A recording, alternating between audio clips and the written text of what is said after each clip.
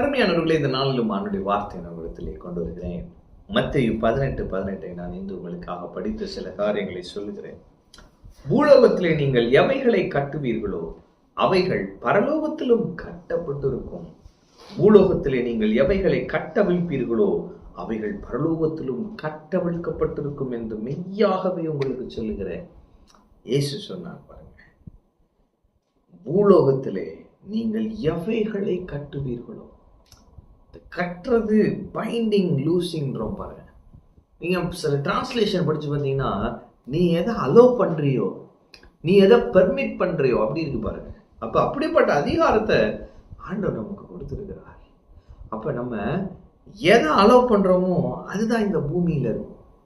எதை நம்ம அலோவ் பண்ணலையோ அது இந்த பூமியில இருக்கு. அப்படிப்பட்ட உயர்ந்த அதிகாரம்.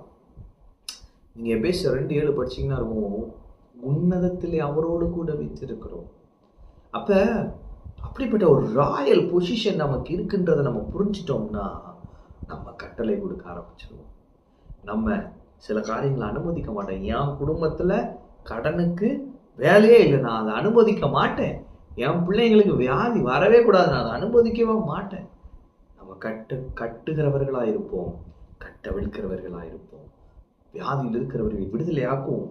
கஷ்டப்படுறவங்களை நம்ம அவங்களுக்கு தேவையான காரியத்தை நம்ம சொல்லி கட்டவிழ்ப்போம். நம்முடைய ஜெபம் வல்லமையுள்ளதாய் மாறும். ஆமென். அப்ப இன்னைக்கு நான் உங்களுக்கு சொல்றேன், நீங்க யாருன்னு புரிஞ்சுக்கோங்க. பரலோக ராஜ்யத்தின் திறவுகோள்கள் உங்களுக்கு இருக்கிறது.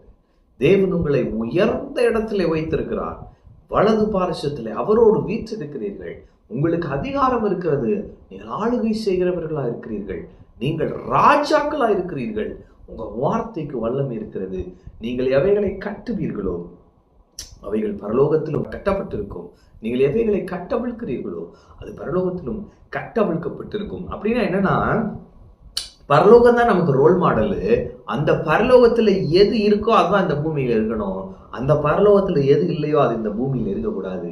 பரலோகத்துல வியாதி கிடையாது, அப்ப இந்த பூமியில வியாதி இருக்கக்கூடாது. நம்ம குடும்பத்துல வியாதி இருக்கக்கூடாது. நம்முடைய பிள்ளைங்களுக்கு வியாதி இருக்கு. நீ பாருங்க, ஒரு ஆளுக்கு காய்ச்சல் வந்தா அது எல்லாருக்கும் வருதுன்னு நம்ம நம்பிக்கிட்டுறோம். அதனாலதான் எல்லாருக்கும் வருது.